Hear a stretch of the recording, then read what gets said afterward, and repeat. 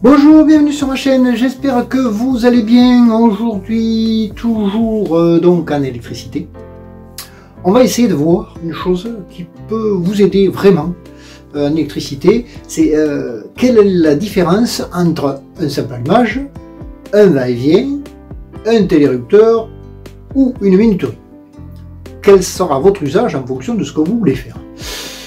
Voilà, je vais essayer de vous expliquer un petit peu tout ça. Si vous me suivez, vous avez pu voir comment installer un simple allumage, installer un va-et-vient, une minuterie, un télérupteur, etc. Et comment les dépanner. Tout ça, c'est déjà des vidéos précédentes que je vous ai montrées. Si vous me suivez, vous pouvez toujours aller voir tout ça ici. Et aujourd'hui, donc, je vais vous expliquer cette différence. Comme ça, vous pourrez, en fonction de ce que vous voulez installer, savoir ce qui est le plus adéquat en fonction de votre installation. Bien évidemment, n'oubliez pas de liker si vous aimez cette vidéo. Et je vous en remercie encore de vous abonner pour mes prochaines vidéos. Alors, ce qu'on va faire donc là maintenant, un simple allumage, c'est assez simple, voilà le schéma. Ici, simple allumage, ça va être plutôt pour, on va dire, des pièces où vous allez entrer dedans et sortir, et où vous n'avez qu'une entrée. Souvent, c'est ça, c'est dans les cas, on va dire, dans les pièces, on va dire, comme les placards, les pièces à une entrée, souvent. Donc, on n'a besoin que d'un simple allumage. Et donc on allume, on rentre et on ressort de la pièce. Le principe est assez simple.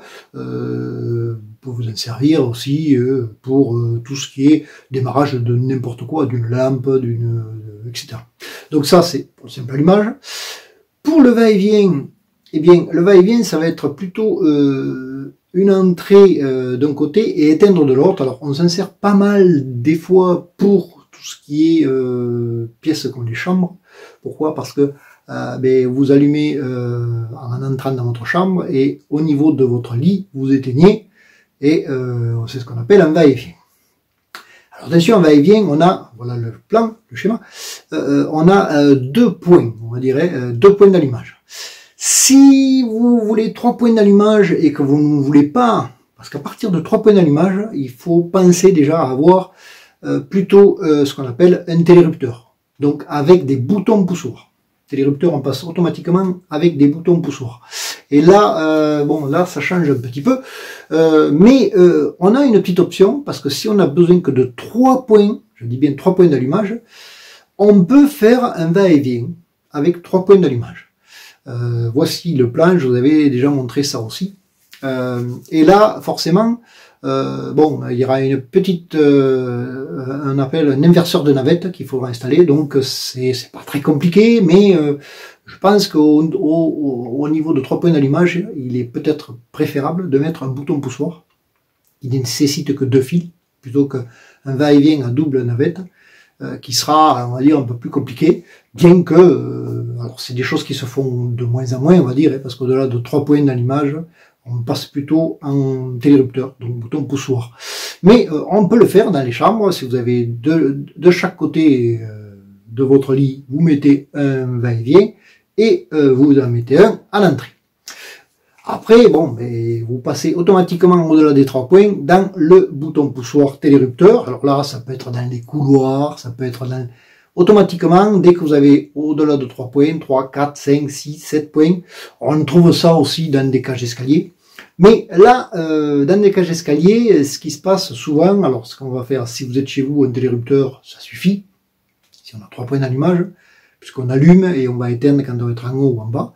Après, quand on est plutôt dans des communs, ce qu'on appelle, on va passer plutôt à la minuterie. C'est le même principe que le télérupteur, hein, sauf que là, on va avoir un temps donné, c'est-à-dire qu'on va appuyer sur le bouton, et voilà le plan ici, minuterie, hein, et là c'était le plan télérupteur, vous voyez, c'est à peu près la même chose, on va dire, et donc vous allez voir que la minuterie, elle, va avoir un temps qu'on choisit, et ça va s'éteindre tout seul. Il suffit de rappuyer pour que ça se rallume et que ça s'éteigne tout seul, alors qu'un télérupteur, boutons poussoirs, on est toujours sur les boutons poussoirs, que ce soit minuterie ou télérupteur. Et là, forcément, vous allez plutôt être obligé d'éteindre le bouton si vous avez un télérupteur. Ça, c'est la différence, on va dire, mais le branchement, le câblage est à peu près similaire. On a des boutons poussoirs, on a des lampes, et avec un bouton poussoir, on accède, on enclenche une bobine qui, elle, nous envoie du courant sur ces boutons poussoirs. Voilà un petit peu, on va dire, en fonction de ce que vous voulez installer, les quatre, on va dire, les quatre principales installations qu'on peut faire en fonction de ce que vous voulez faire dans votre installation. Alors après, il existe aussi ce qu'on appelle des détecteurs de mouvement en interrupteur. Alors ça, maintenant, ça se fait beaucoup parce qu'on est dans l'économie d'énergie.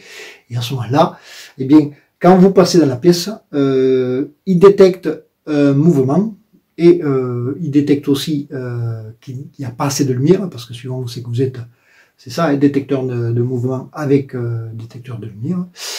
Et dans ces cas-là, il va s'allumer tout seul, et quand vous partirez de la pièce, il s'éteint tout seul. Mais il faut savoir qu'à chaque fois que vous allez passer à côté de ce détecteur, ça s'allumera. Ça, c'est l'avantage ou l'inconvénient, on va dire, parce qu'on sait que ça va s'éteindre dans tous les cas. À coup sûr, on n'oubliera pas de l'éteindre. Ceci dit, si à chaque fois on passe et qu'on n'est pas obligé de vouloir allumer parce qu'on passe et on faisait juste que passer devant, mais on voulait pas s'arrêter, ça va s'allumer quand même. Donc vous voyez, il faut quand même voir vraiment l'utilité de tous ces points d'allumage. Voilà, donc je voulais juste vous montrer tout ça. Eh bien, sur ce, je vous remercie de m'avoir suivi. J'espère que cette petite vidéo vous aura mis au moins, on va dire, en exergue tout ce que vous pouvez faire en électricité, soit pour un simple allumage va-et-vient, bouton poussoir, télérupteur, minuterie et éventuellement détecteur de mouvement. Voilà, merci de me suivre. N'oubliez pas de liker si vous aimez cette vidéo et je vous en remercie encore une fois de vous abonner pour mes prochaines vidéos. Merci. Allez, au revoir à tous, à la prochaine.